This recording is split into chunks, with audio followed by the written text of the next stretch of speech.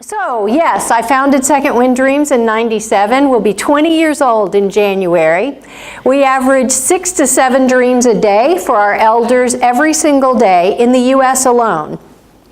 It's been a pleasure to be able to found that organization. It was founded on the principle that no matter how old you are or young you are, you haven't stopped dreaming. Have any of you stopped dreaming? Heck no, no. And when I started as a psychologist in long-term care, one of the questions on the psych eval was, finish this sentence with the way you really feel. I wish. I was getting some of the most doable things, ridiculously doable. You know, like see my grandson again, go on a trip to see my old home place, it was soup to nuts, go swing on a swing again. All those, ride the roller coasters at Six Flags Over Georgia, which, by the way, she did, and the cameraman from CNN threw up after the first one. So she did great. She did great. And it's been an honor to be a part of that organization because the dreams we make come true are from the simple to the sublime. And we will talk after the video about the types of dreams we make come true for those living with dementia.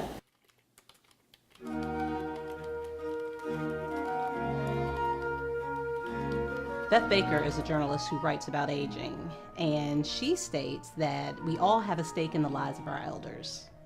Whether they are beloved family members, neighbors, members of our church, or us. Most of us will grow old, and many of us will need some sort of assistance. What do we want for ourselves? What is our vision of good old age? The mission of Second Wind Dreams is to change the perception of aging. I founded Second Wind Dreams in 1997 when I found out that two 92-year-old twins wanted an Elvis impersonator and a happy hour in a nursing home. And I realized then that there had to be a way to get the community involved in what's going on in elder care. So I got an Elvis impersonator and I got some champagne donated and some hors d'oeuvres, and we had the time of our lives.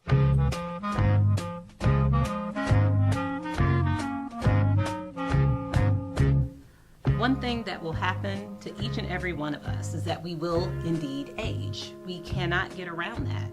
And we want to celebrate this. We find that to be something that's exciting and something that we should embrace. It just became clear that if you don't take time to really understand what their life story is, that you're really going to miss out. Aside from all the cliches of we owe it to them and things like that, which are true, they just have so much to give us.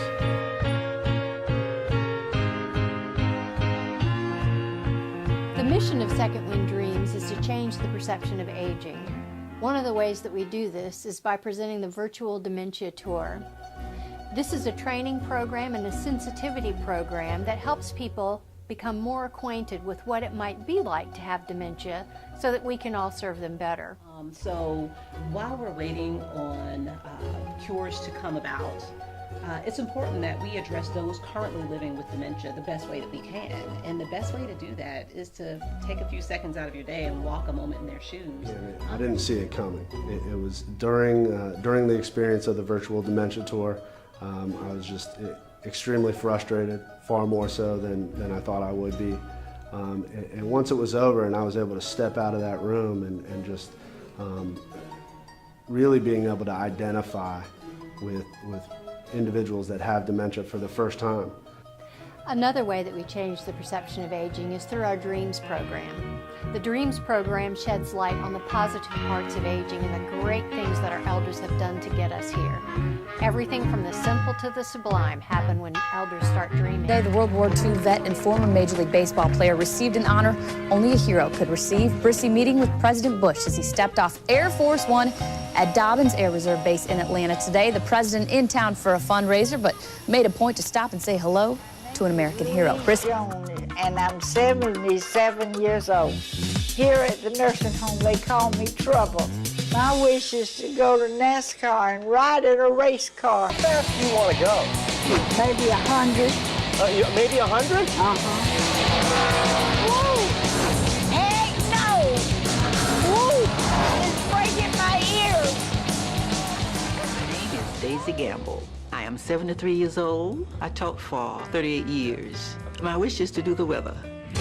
We contacted the local news station and we arranged for Daisy to actually do the weather live. Daisy took charge like she'd been doing weather her whole life. Noon hour today, we're going to have a high of 86 in Rome. Atlanta has that's my arm. That's 80. okay. Now back to you. The look on the I face. can't believe this moment's come. I've been nervous all day. Welcome aboard, South. They couldn't hear me? No, couldn't hear you. Welcome aboard Southwest Airlines. I'm Mary. I'll be your flight attendant today. I'd love to get back on the stage and play jazz again. And when I played as well as I did and the crowd accepted me, years melted away.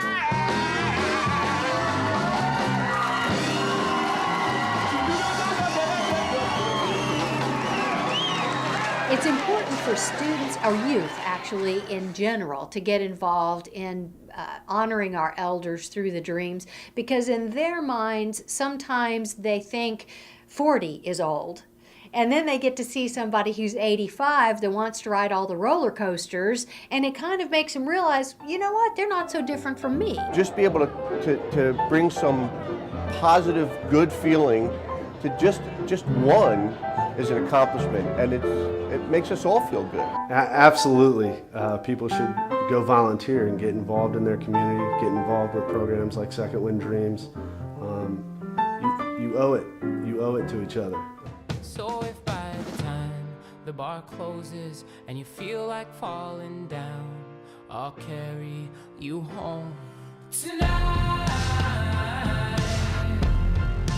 We are young,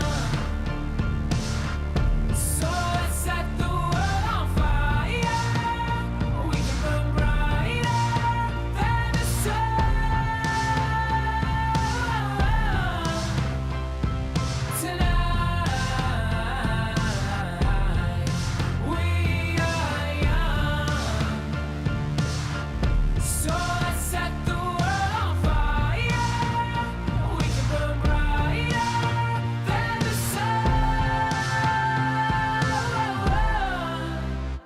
No, I know that I'm not all that you got. I guess that I just thought maybe we could find new ways to fall apart.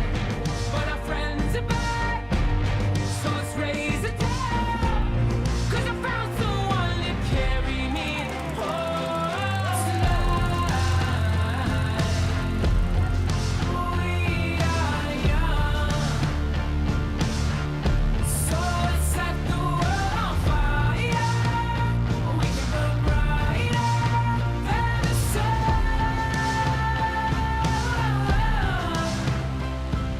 tonight. We are young, so let's set the world on fire. So as we step forward and make those dreams come true, everyone get involved. Make the dreams come true.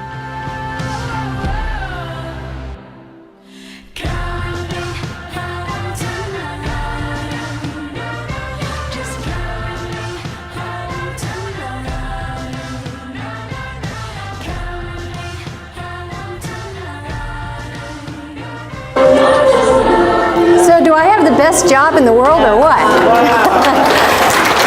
Yes.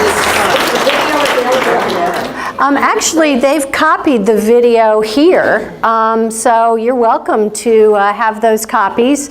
On our website, we've replaced that video with the one of Lisa Gibbons going through the VDT. So I saw that, I think, on YouTube. yeah, you may have seen this on YouTube, yeah. Not this one. But Not this one, that one. Yeah, but yeah, if you want a copy of it, you're welcome to it. It's just a blast. And next time, maybe you'll hear the sound. Yeah, it really is a lot of fun. And the dreams we make come true are so easy. And all it takes are volunteers willing to ask what a person's dreams are. And then it takes the people in the outside community to help make the dreams come true. And I get asked a lot about what I've learned with making the dreams come true, and it's pretty basic. I've learned that when people know that someone has a need, very rarely do we get turned down. When people find out that an elder wants to do X, Y, or Z, it doesn't matter. People go about the business of making that happen. I can give you a really good example. When Hurricane Katrina hit, we were, just doing the best we could. I got a call. As a psychologist, I'm on this network where in the event of a trauma, some of us get called, and it was a national emergency. So I got a call that some elders were being airlifted from the hurricane zone to Dobbins Air Force Base in Atlanta to be triaged, and then decisions had to be made where they were going to be placed. When I went out there to triage, I found that so many of them only came with the clothes on their back. They were confused, they were disoriented, they couldn't remember social security numbers, medications didn't come with them. They were literally picked out of the water and brought. So obviously the issue was dire. We went about the business of finding placement for them in available beds in nursing homes in and around Georgia. But in the process, the realization was that there was nothing that these people had. I did a call out on our Second Wind Dreams website and also to some of our supporters in Metro Atlanta. Now remember, this was Labor Day weekend. I got the call for triage on Friday morning, did the call out to the people on Friday afternoon. Remember Labor Day weekend. I told people to please bring in whatever clothing, clocks, people who are willing to sort things, coat hangers, clothes hangers, anything for these people. I got up the next morning to head to the office to see if anybody showed up, and I'm not kidding. It was 7 o'clock in the morning, and the line outside our office went around our building twice. Wow. People want to help. They want to help. They want to do a good job. They just don't know how. They need people like you and me to say, stand up and say, look, these people living in long-term care that have very little resources and are unable to do things for themselves need help, for the love of Pete. They would like to go visit the gravesite of a loved one. They would love to take a ride around the block, especially in the wintertime when the lights are out. There are some elders living in long-term care right now that haven't even been out of the nursing home or assisted living in years. So we, those of us who are out and about and busy, need to take responsibility for our counterparts who are living in long-term care. So let me tell you about the sleeping dreamers. That's our category of dreamers who are living with dementia or some form of cognitive decline. Well, they haven't stopped dreaming, right? I mean, come on, just because they can't articulate, PK, I'm 0 for 2. You're 0 for 2, okay. So if you have your memory stick, I have the wrong Naples. My memory stick's right here. Okay. So our sleeping dreamers, and I showed you 2 of them on the video. We call them sleeping dreamers because they actually wake up while the dream's happening. And the way families get to see them the way they used to be. We get to watch them in an environment that they want to be in, that they're excited about, and it makes all the difference in the world to their adjustment. Yeah, okay, so this is a sleeping dreamer. She had been, wow, it is dark. She had been, now if you start snoring, that's when I'm gonna know we have to turn on the lights and you won't be able to see this stuff. She used to be a beauty queen, and her dream was all she talked about was being a beauty queen. And in her cognitive state, this was the conversation that she held with most people all the time. So what we did was we had the high school students come out. They wore their dresses, their gowns. We took her shopping for a gown. And if you could see the way she is normally versus shopping for a gown out and about with those precious students in the background, she was absolutely thrilled to death. So we had the pageant. Believe it or not, Donald Trump did a video for us, for her. He took time out of his schedule, this was about a year ago, and shot a video specifically for her, thanking her for her lifelong dedication, and also thanking her for being such a beautiful woman. So, and he also sent a sash, honorary Miss USA. Now look at this, ready?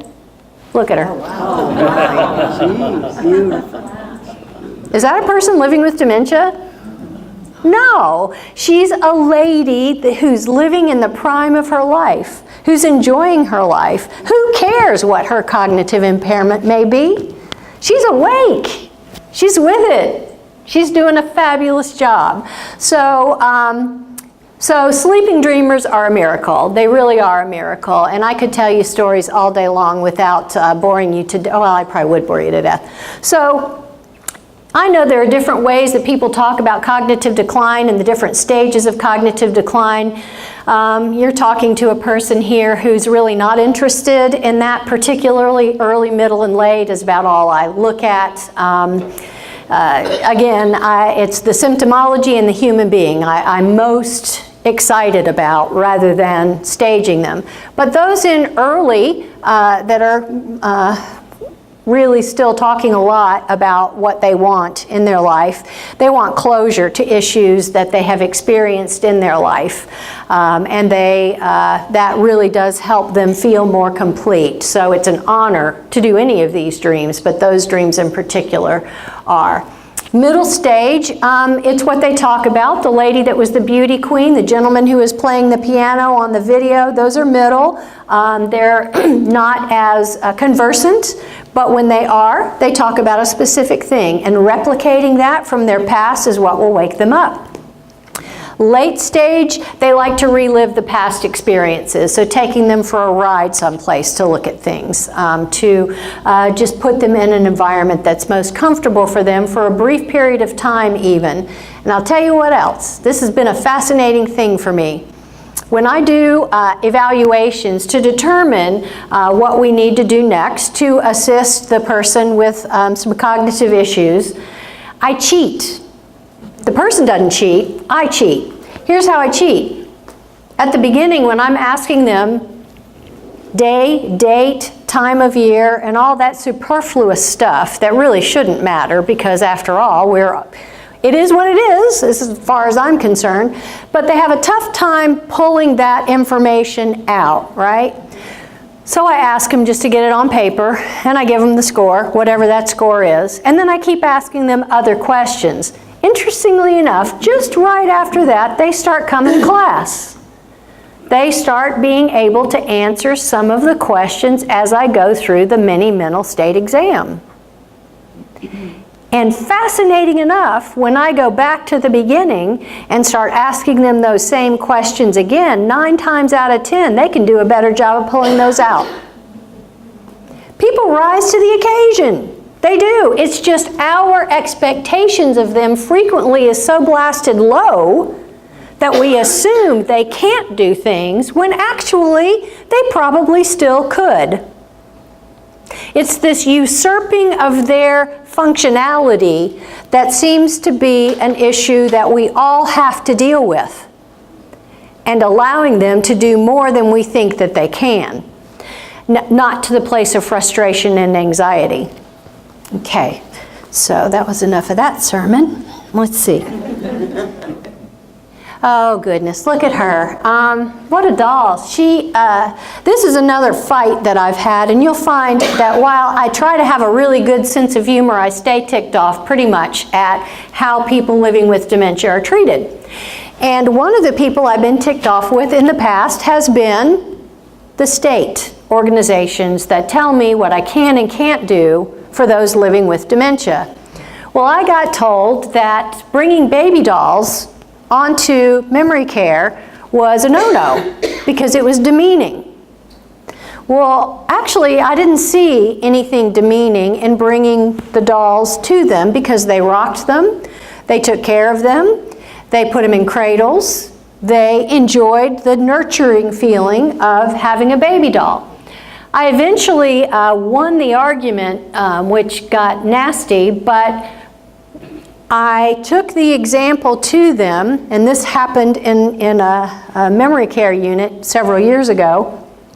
I took a baby doll in there and I handed it to a woman who was living with dementia, and I said, "Would you like this baby doll?" And she held out her hands and she took the baby doll, and I said, "You gonna name her?" Shh.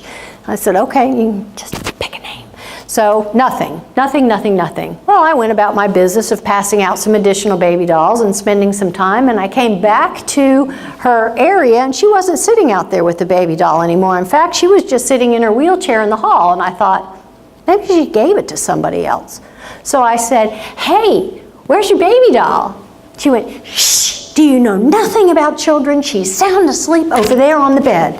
Now, come on, don't tell me that that's demeaning. Obviously, she was enjoying every minute of that. It made her feel worthy. She had something to take care of. So you see, it's this inability to be flexible in what works for those living with dementia and losing our own agenda and accepting their agenda as the reality. So to me, dementia is the human rights issue of our time. And I got to tell you, I'm so blessed to sit on 2 national boards about Alzheimer's disease, as well as some national boards on dementia. And to me, been in this game since 1983, I can tell you that this is the human rights crisis of our time. If we want to sit around and play games with ourselves that it's not, we're going to be so sorry we don't address this issue in a more proactive way. Because what's happening is we continue, not we, not the majority of we in the room, but the exterior we, continue to ignore this reality. And when it's ignored, it forces those of us in this room to be a little hidden in our discussions with other people about what's really happening with dementia. We find ourselves kind of hiding the fact that we have loved ones who are living with dementia. We also ignore people who say that they have dementia, when in fact, we're actually feeding the problem. So as a human rights issue of social justice, it's time for the people in this room to start shouting from the mountaintops. It's okay to have dementia. Not only is it okay to have dementia, the people living with dementia have as many rights as you and I do. As many rights. And to make that even more important, the fact that they can't always express their rights means that we have to take the responsibility of ensuring that their rights are protected. That's a human rights crisis right there. So how do we get here? You know, I think a lot has to do with what I call the herd instinct. You know, people, like animals, like to run in herds. They do. They like to be around people that they are most comfortable with. They like to, you know, run around with people about the same age. They like to run around with people who do like the same kinds of things, have been through the same types of life experiences. That's called the herd instinct, right? Now, when a member of the herd experiences difficulty that is not a part of what the rest of the herd is dealing with, just like in the animal kingdom, they become ostracized, you see. Now, what I would like to encourage you to think about is how you can open up your herd to accept anyone who is experiencing cognitive decline in every part of the herd. I'm a big follower of Jesus Christ, but I'm also a big follower of the history up to the birth of Christ and Maimonides. I don't know if any of you are familiar with Maimonides. He was a very early philosopher who believed that no matter a person's abilities, the fact that they're physically present makes them just as important as everyone else in the room. Brilliant. Brilliant.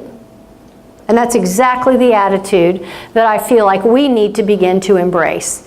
Everyone brings that level of importance. Well, here's another thing that got us here. You know, we live in a time and space where we spend a good bit of our mental capabilities focusing on waiting for the magic pill. If we just had a cure, if we just had a cure for this, well, you know, that's good. But here's the truth of the matter.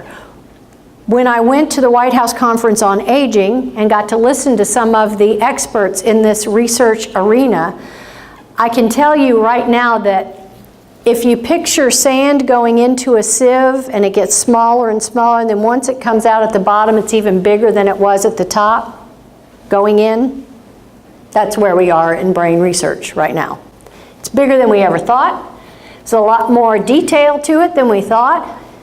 Much like cancer, dementia has so many different forms that it's going to be very hard to have a pill that's going to take care of dementia. This is far more complex. So here's the conundrum. If we're going to wait for a magic pill and pump a lot of money into research, what happens to that 5.4 million people right now who have the disease, who can't wait? And the more that come along after them. To me, that's where we need to focus. We need to focus on here and now. And that means that organizations such as this need to be huge. They need to be in every segment of the society, where they're supporting, where they're helping, where they're providing good training for care. They're making sure everything that's happening for dementia is widely netted instead of insulated from the rest of the world. Because the cure just really isn't that close. You know, in my 63 years, I can tell you that I very rarely get super excited about too terribly much now. In fact, when I have patients in therapy, there's really not much somebody can tell me that's going to blow me out of the water. But I can tell you I'm starting to sleep through the research I read about the cure for dementia. Not because I've become jaded, but because every time I get excited about a cure, it doesn't make it past the second phase of trial. So I'm not saying this as a horrible, terrible thing. I'm saying that we have to deal with the here and now and quit focusing on that magic pill. There's a delicate dance that I do when I speak to Congress, and that is the dance between research dollars and caregiving dollars. And let me tell you, they're not really interested in the caregiving dollars. I've helped craft a new bill that's hopefully going to make it, well, see, now that we're into this change in administration, probably going to take a backward stance again, but on the Caregiver Act, which will allow more money to be placed towards training programs for families and for loved ones and for friends. See, they get ignored too. Because guess what? When they find out that the dementia diagnosis is there, all of a sudden your friend level drops 50%, at least. So for them as well. So we got to drop the magic pill and focus on the reality. I love this, of course. You never really understand a person until you consider things from his point of view, until you climb inside his skin and walk around in it.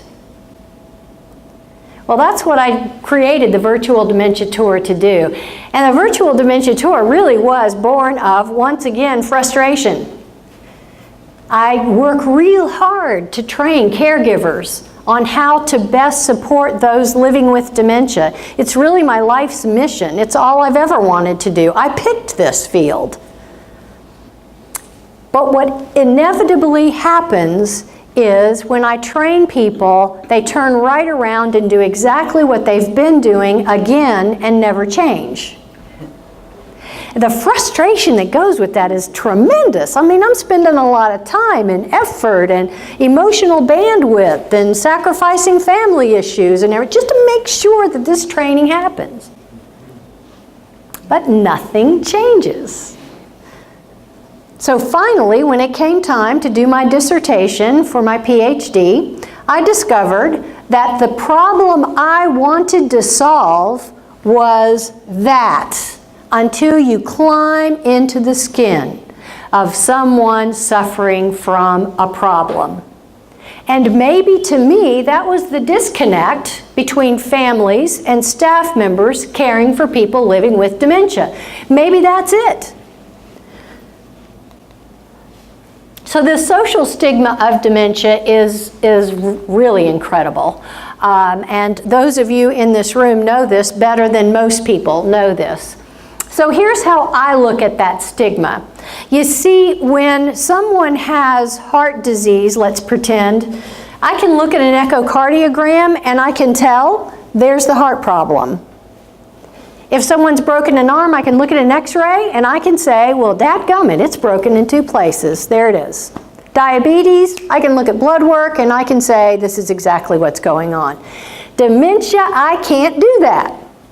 I can't look at a lab report. I can look at some brain scans, but even then, it's not definitive. And let me tell you why. Because when we do comparative analysis on autopsies of people with dementia, diagnosed Alzheimer's disease, dementia, whatever category of dementia it is, versus a person whose brain damage looks exactly the same and that person's not been diagnosed and has been relatively functional. Both look the same. One has a diagnosis and has lost their ability to even function in the environment. The other has the same thing and they're functional. So see, I look askance at some of the brain scans. It's not definitive. So if a person who's been diagnosed with dementia can't have a definitive diagnosis, it becomes unexplainable. Articulation. People with heart disease can say, I feel short of breath. I feel like I can't make it up the stairs. Someone who's broken their arm, dang, I can't even move my fingers. People can tell you. Diabetes, I feel lightheaded. I can't get enough to drink. Same thing. A person living with dementia, only in the very early stages, can actually say, I am so completely unable to function in this world that I really can't continue. They won't say that. They'll keep trying. That's the beauty part of dementia too, to me. People living with dementia try so hard. They do.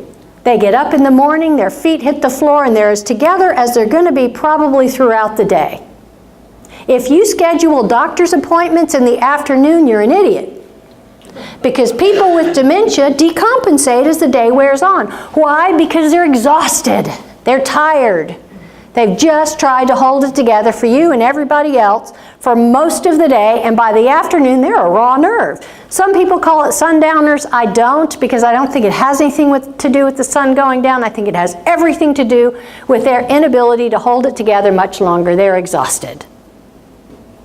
And people with dementia are fascinating because they remember things that most of us don't anymore. Isn't that awesome? They relive things that we've all forgotten about. They repeat themselves to make sure you get the point. I think they're amazing. I think they're absolutely amazing. So, they can't articulate the problem. There's an inability to identify. I'm glad I'm in a church because I'm just about to preach again. It's a difficult diagnosis at best. It's what's considered in my field a rule-out diagnosis, RO, Alzheimer's disease, or RO, Lewy body, any other form of dementia, because still it can't really be diagnosed, honestly. Oh, look how cute. Until it is a autopsy. So it's a difficult diagnosis. So here comes the preaching. I am so sick and tired of dementia being considered a mental illness that I could scream.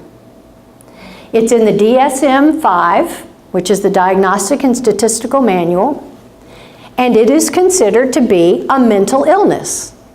No, it is an organic brain disease. It's organic. It's no different from any other physical disease that a person can have. Now, when I've gone round and around with geriatric psychiatrists on this issue, begging for the DSM-5 to be changed, all of the organic brain syndromes come out and go into the ICD-9, which is physiological problems. That stigma will go away because it's not a mental illness. It's physical. It's a physical illness. And there is a difference in how those two are viewed. Not that mentally ill people are any less than people living with dementia, but people living with dementia bring to the table a completely different set of issues. I'll give you a quick example of that. When I go on geropsych units and I see where elderly people living with dementia are placed there, and it's a psych unit, they have absolutely nothing in common with the rest of the people there because they're not mentally ill. And that places a different kind of expectation on them that they don't deserve. It's just completely different. So I'm going to keep lobbying for that. Oh, and the psychiatrists tell me, well, you know, they exhibit some of the same symptoms as people with mental illness, and they end up coming to us anyway. And my response always is, they shouldn't. They shouldn't. They don't need those psychoactive medications you guys are giving them. They don't need to be treated as though that the hallucinations they are having is because of mental illness. It's not. It's because the brain is misfiring. The brain's misfiring. It's physical. So, and then the unpredictability adds to the stigma. You know, people get afraid of people living with dementia, and I think a lot of the reason is because of the affect that people living with dementia have. And also the fact that you never know what's going to come next. They behave frequently with no provocation. Well, I got to tell you right now, that's one of the reasons I love them so much. I never know what to expect. I stay off balance. Why does that have to be a negative thing? It shouldn't be. If you get hit, you move. If you get hit, it's because you were in the wrong place. You were approaching from the left or the right, not straight on. They didn't know you were there. You called out their name. You got louder and louder and louder, trying to get them to respond. They only have the Alzheimer's window, which is right here. And as a person gets closer and closer and closer and louder and louder and louder, and then touches them, they're going to get hit. They're going to get hit. So the fear that we have for those living with dementia causes the marginalization. And I mentioned the look of dementia. And I don't know about you guys, but after you leave here and you give my talk a little bit of consideration and thought, kind of take a good, healthy look at how people treat the subject of dementia even. And notice that it's a form of bullying. We're better than they are. Everyone else is better than they are. That's bullying. So we have to examine that whole concept. Okay, so you've seen this a million times. Normal brain, a brain of someone living with Alzheimer's disease, or let's say it this way, has been diagnosed with Alzheimer's disease. So you see the ventricles, fluid-filled. So if this is memory, and this is a normal brain, look at all, it's hard to see, but all this stuff is filled in with lots of good, healthy cells and neurotransmitters. And let's look at memory over here, same spot. It's kind of empty. We got a fluid-filled cavity right here. So if we're expecting them to remember that dinner is at 5 o'clock and they keep saying, what time is dinner? What time is dinner? What time do we eat? What time do we eat? And there's actually nothing there to retain that memory, who's the idiot? We are. Because we're expecting something that is never, ever going to happen. Ever. Same thing with language over here. I'm glad you guys get my sense of humor. You're getting it better and better. So looky here. Look at language over here. It's full. Look over here. Empty. So if we're expecting them to remember someone's name or to repeat what you've just asked them to do, empty.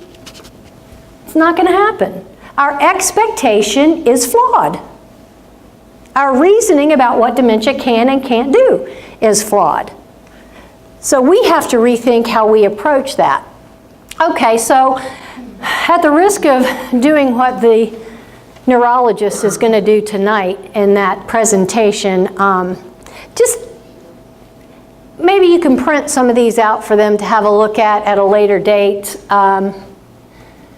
Every part of the brain is just amazing, and it's responsible for a different thing. And when the brain starts experiencing cell death, all those different things become confounded. And everything that's going on in the brain is then impacted. And on top of that, when we look at someone's brain this way, all of those parts of the brain that are responsible for something different also have to work together. See, so let's say that loss of peripheral vision, you know, I talked about the person approaching them from the left or the right. So let's talk about that for just a minute. It's not just the loss of peripheral vision, it's the inability to use the auditory input of someone approaching them from the left, understanding what that auditory input is. The approach, the loss of peripheral vision, you see how it cascades? It uses actually a whole lot of the brain. So even one part impacted can affect the sum of the parts. That's enough of that. Okay, oh, this is even worse looking. So here we are. See, if I could have some more time with you, I'd really like to spend, I have till 12:30, right? Yep. Okay. I don't think anybody's going to be kicking you out of here. Well, just in case. You know, people have places to go, people to see. So to me, the top problem with dementia is loss of control. You see, we have it. All of us do. You got here. You figured out how to make that happen. Whether you came with someone or you came by yourself, you were able to actually negotiate that process, okay? So you have control. You have control over your career. You have control over where you live. You have control over pretty much everything. Now, when people live with dementia, they're losing each bit of control one part at a time. It would be like me taking you and knocking the props out from under you and expecting you to be okay with that. So that loss of control that people with dementia experience impact all these things that are normal for dementia. You see, these are not problems on the right. I think hoarding is fascinating. I want them to hoard. You know why? Because they're controlling something in their environment. As long as they're not a danger to themselves or others, let them hoard. Hoard away. It's when it's impacting their care that we have a problem, or it's something that draws bugs or something like that. When I have hoarding behavior that is impacting other people, what I usually do is I go in and I bring them some of the things that they're hoarding, like for instance, they're hoarding food, right? It's drawing bugs, could be bad. They might eat something that's already got stuff on it. It's not a good thing. So I go in with a can of, I like to use pie filling. So it's got a really pretty picture of cherry pie on the front, so it's something nice and visual. And I bring them that, and I take the other food. So I say, look what I found at the store. I'll bet you're going to enjoy this. Look at that pretty picture. Have you ever had a cherry pie? Going on and on. Drop the cherry pie, take the food that they're not supposed to have. It's a simple process. Same thing with hoarding toilet paper, sugar packs, washcloths. Bring them one, take 4. Bring them another one, take 4. Do the math. Eventually you're going to get it down to an acceptable level, and it's not quite so bad. But don't let them not hoard. And for the love of all things holy, don't go in and take all the hoarded items out and expect them to be okay with that. That's their control. Loss of abstract thinking. If it's not right there in front of them, it never happened. My family never visits me. I haven't seen you in years. I haven't eaten in 4 days. I'm starving to death. When All these things actually did happen.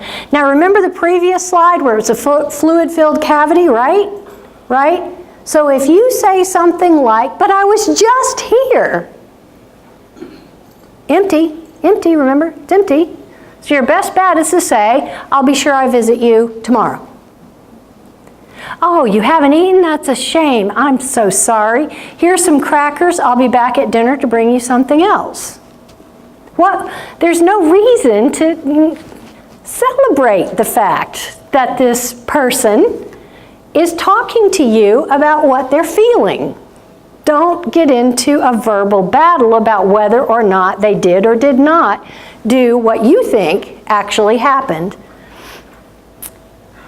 Difficulty focusing. I'm sure that most of you aren't aware right now that someone just coughed on the right-hand side 5 rows back. Just happened.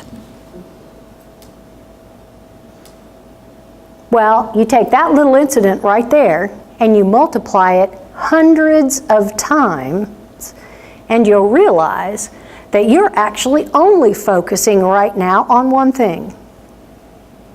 A person living with dementia doesn't know what to focus on. So if this one thing is right here doing the talking, they're going to hear the cough. They're going to hear a phone ring. They're going to hear that buzzing going on in the background, and they're going to orient to every single one of them. They can't focus. All of it that's coming in is relevant. A television on, a person trying to talk, people giving out food, all of that is relevant to them. They can't sit still during a meal. Get up, move on. Now here's what works for me, especially with men, to get them to attend during meals. He starts to stand up and I say, hi, I'm PK, it's good to see you, have a seat. He'll get up in just a minute and I'll say, hey, it's so good to see you, I'm PK, have a seat. He'll keep sitting down. I just keep shaking his hand, welcoming him. And he's got dementia, so he will sit back down. It would be rude to get up and not shake my hand. Rude. He was raised better than that. So he'll sit and attend. You see what I'm doing here? I'm looking for ways to celebrate who he is and his personhood rather than trying to make him into something. Sit down. Now sit down. Now you've got to finish your meal. Sit down. Let's say, hey, it's good to see you here. Have a seat. So difficulty focusing, loss of peripheral vision, inability to sequence tasks. It's sort of like if they start to do something, in the middle, if a sound happens that causes them to lose their focus, they're going to move on to something else and they're not going to be able to completely sequence the task. It always amazes me that they actually can do some of the things that they're doing. For instance, at mealtime, once you get the activity started with how to feed, how they can use a fork and a knife, once you get past that initial rote activity, they can take it from there. The mistake we make is that we assume if they don't do it the first couple of times, they're not able to do it ever again. Now we're in the process of feeding. It just becomes easier. So we have to keep in mind that they can sequence tasks, but they need the help to get started. High startle response, that's in the Virtual Dementia Tour. I simulated that because they startle so easily. My comeuppance on that was in a unit that I was serving as a consultant, I was getting called in to evaluate the high anxiety of those on memory care in the morning. Well, I just told you that's opposite. Normally they're cooking with gas in the morning. They're having a great time. As long as you're having a good time, they're having a good time. So I couldn't understand why they were looking at anti-anxiety medication in the morning. So I went and talked to people and sat around and paid attention, and then I realized that the door onto the memory care floor didn't have a hydraulic. So it was slamming every time somebody came in. Well, they have a high startle. So they were responding, whether externally or internally, to the sound of that door slamming, and of course they were anxious by 9:30 or 10 o'clock. But they didn't need anti-anxiety medication, they needed a hydraulic on the door. Once we put the hydraulic on the door, the agitation decreased and we were back to normal. You see what I'm talking about here? We're looking around them, not at them. We're looking at what we can do to help them rather than how they need to be better. Difficulty recognizing people and things. Now, see, that's a real conundrum too, because a lot of families get upset when they don't recognize them anymore, but they do. They actually recognize them. They just recognize them at a younger age. That's what they recognize. So how the family member looks now is completely different than where their brain is in time and space. So we have to celebrate that. There's nothing wrong with that, but here's where the conundrum comes in. They don't even recognize themselves. So what will happen is they will start urinating and defecating in the living room or somewhere else in the house, because when they walk in the bathroom, they see themselves in the mirror, they think someone's there, and they back out because they think it's occupied. So we have to drape the mirrors when that starts to happen to see if maybe that will take care of the issue. Same thing with windows at night. We were talking about this earlier. Not being curtained, they see their own reflection in the mirrors at night, or in the windows at night, think somebody's outside, and they call 911. There's just all, do you see again what I'm doing? I'm looking at, Good, you're with me now, so I don't have to waste more time on this. But here's how they show it: lashing out, verbally aggressive, taking out hearing aids, teeth, chews. I would love, when I get to heaven, if I make the cut, I'm going to ask, you know, where are those teeth? Where did they go? Who has them? Because I have crawled around through more dumpsters in my career looking for teeth than I can tell you. Partial completion of tasks, increased agitation, everyone is new. So anyway, so all of it, so what I'm telling you here is this is a normal response to the disease itself. It's normal. There's nothing wrong with it. Nothing at all. So how do we go about understanding a disease that none of us have ever had about a person who can't describe to us what is happening to them? See, and that's the full circle of what the Virtual Dementia Tour is about. So you see, this is classic, right? You see, the family surrounding the person living with dementia, and that person's in a different space. It's almost like you could cut out his picture and put it someplace else because he's actually not a part of the process. That's not all bad. So what I did to create the VDT was a lot of observation, not to bore you to death, but a lot of research, how the brain dies, what the behavioral responses to cell death in the brain are. So if this part of the brain is damaged, what's the behavioral implication of that? What does that look like? So I took all of those things and I figured out how I could trick the normal brain into thinking that it has dementia. I've been researching it now for 17 years. The VDT has been through a lot of different iterations. It's in 17 countries.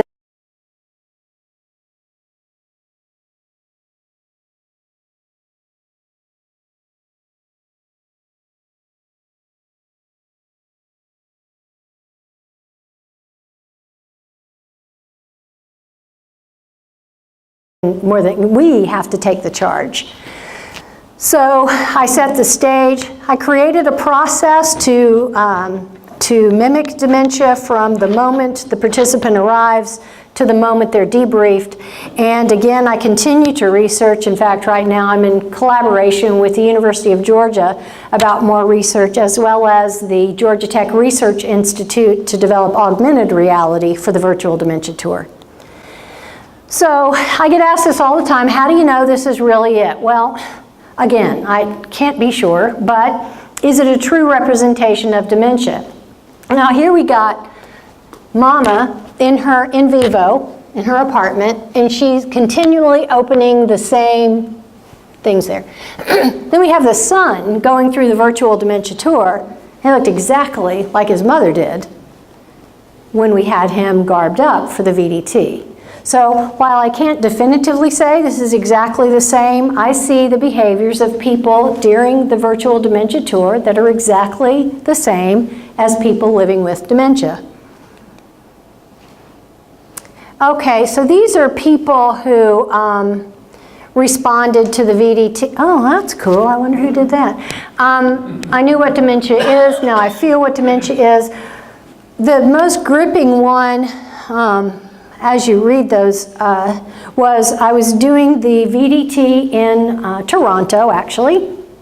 And after it was over, I was about to do the debrief for the convention on what the findings were from the VDT. And this woman came up to me with tears streaming down her face. And she said, "I'm sorry, I can't stay for the debrief. I'm a nurse at a 300-bed nursing home that's predominantly housing people living with dementia. I have to catch my train right now and get back there. After I've been through the Virtual Dementia Tour, I know I have a lot of apologies to make." Now see, we think we know, and the VDT gives you the opportunity to walk in their shoes just for 8 minutes to see what it might be like so that we can alter our world to be within theirs. Okay, so simulating cognitive decline. These are some of the things that we do in the VDT to help create that sense of loss of cognitive functioning. So, you know, it's funny, we have shoe inserts that are to simulate peripheral neuropathy and arthritis. That's what I tell people. What it's actually simulating is pain. Because you see, people living with dementia can't usually tell you they're in pain. They show you they're in pain by how they behave. They do that strange walking. They won't get up when you ask them to. That's called an anticipatory response. They know they're going to experience pain. They don't know how to tell you, so they just sit there. So I want people in the VDT to experience a certain amount of pain so that you know what it's like to not be able to get out of it and not be able to do anything about it and what that feels like. You have no control over that. So abstract tasks we do, sequential tasks. So this is pretty much a sum and substance of what that looks like. The Virtual Dementia Tour gives unprecedented access and understanding into the world of dementia. Now see, this has been my latest learning thing with this whole Virtual Dementia Tour journey I've been on. So when a person goes through the tour and they do something really weird or bizarre, right? They do something that a person living with dementia might do that's weird or bizarre, okay? So now I can ask you normal people going through the VDT, why did you put that towel around your shoulders? What in the world were you thinking about? Well, I thought it was a white sweater. No, actually that was a towel that you put around. Oh. Another one. I don't understand why you paste around just carrying that envelope with nothing in it. Oh, I thought I was supposed to do that. See, so if a person living with dementia could tell you what's going on, these are the kinds of things they would likely tell you. I mean, you wandered the entire time. I was looking for something to do. I was looking for what you wanted me to do. I was trying to please you. Exactly what they've been trying to tell us. So that's been so fascinating. So here's the VDT brain. Again, not going to bore you to death, but just suffice it to say that I tried to simulate all these areas and more, but it would have bored you even more. Here's one I do want to talk about, though, the limbic system. The limbic system in the brain is responsible for housing all over the brain the emotions. Well, to me, people living with dementia, even though they have a flat affect, have a wide range of emotions. The limbic system is damaged, of course, we know that, but they still have a wide range of emotions. And the way they show us their emotions obviously varies from individual to individual. But what we have to be aware of is when they're having a good day, look around. What's happening around them right then when they're doing really, really well? And keep doing that. When they're having a bad day, take a good, healthy look around, see who's in vivo, see what's happening around them, and don't do that anymore. Because they can't tell you that that's what's upsetting them. You have to be the detective and work that out. So the limbic system is super important. So deconstructing the VDT, it's too boring. We only got 10 minutes left.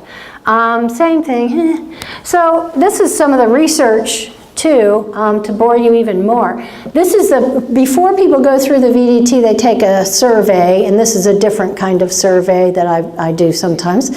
And so I ask participants to answer, and it's tabulated in the yellow, whether any of these things happened to them within 10 minutes prior to going through the VDT. And you notice all of those are typical characteristics of someone living with dementia.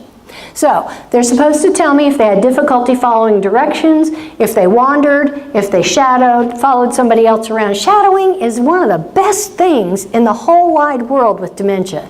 People living with dementia follow other people around. Drives family and staff nuts. Nuts! Because she will not leave me alone. She's right here all the time. I can't get anything done. Well, here's a flash for you. People with dementia shadow a person that they feel like has good sense.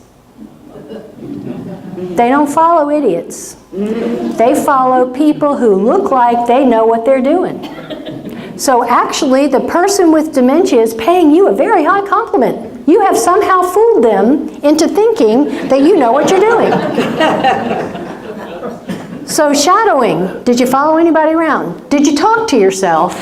And did you have any negative thoughts about yourself? So prior to going through the VDT, the yellow tells you what the responses were. Look at, during the VDT, did you experience any of the following? And look at that. Look at this part right here.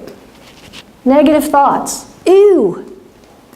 Normal people in 8 minutes experiencing what our loved ones are experiencing 24 hours a day, 7 days a week, already seeded negative thoughts in your mind about what you can and can't do. You can imagine what that's like all day, every day. Okay, this is fascinating to me. So, do people with dementia get the care they need? Before the VDT, look at how many people said yes. Arrogant ditwads. And then look at what they said afterwards. People realized, even the yeses realized, most of them, that in fact, they're not getting the care they need. So, what does that say? 1217. Oh, thank you. So here's some of the things we've learned. I'm going to talk really, really fast now.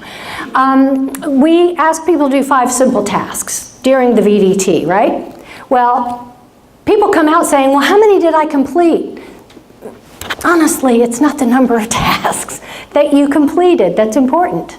What's important is that you walked in the shoes of someone living with dementia. I've even had people stand there and tell me, now what I did was this, this, and this. Why didn't I get a full score? Really? Do I need to explain to you that that's not really the point here, is it? It's the fact that you struggled with it, and now you're coming back to me asking this question. So it's not the number of tasks. It is not a hearing test. People will say, as soon as they walk into the VDT and they're given the tasks, people will say, I didn't hear a thing you said. And the examiner walks away. So that you're left in there trying to figure out what it is you're supposed to do. People will actually come out and say, well, this was stupid because I didn't hear a thing she said. Again, just not making the leap there. That of course you didn't hear a word she said. That was by design. That was so that you knew what it felt like to have someone standing right in front of you telling you something that you were supposed to do, and then walked away and you had absolutely no idea what to do. How did that feel? That's what I'm going for. Engaged learning. We're finding more and more through research that it's experiential learning, such as the VDT provides, that is the most effective learning tool to help people actually understand dynamics. So, because the VDT is that, we can take the VDT and use the VDT as a tool to be a teachable moment for people who are not living with dementia, so that the people not living with dementia can actually make decisions for the person with dementia based on their personal experience. And that's the key right there. It also helps us gain better respect for the daily life of someone living with dementia. And respect, when you have respect for another human being, your decisions are always going to be more on target than when you're not. Unintended consequences have been numerous, too numerous really to get into right now. And I'm learning too that people want to know. People rarely tell me that they don't want to go through the tour. It happens, but rarely. People, again, just like the people who showed up for Katrina with all the great things, people really do care, and they really do want to learn. No matter how painful it is, they want to understand, because we basically do love those living with dementia. And it teaches us ways to be more sensitive. So, here is my thesis. If normal people exhibit behavior that mimics dementia during the VDT, why can't behavior exhibited by people with dementia be normal for them? It's all normal. Thank you. So much in the back there. So I'm going to open the floor for questions if you have any for me. First of all, thank you for what you're eyes. Doing. I really appreciate hearing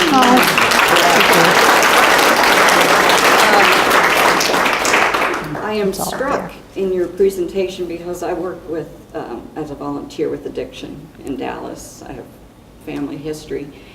And the stigma of both dementia and addiction, the insanity of caregivers doing the same thing over and over and expecting different results.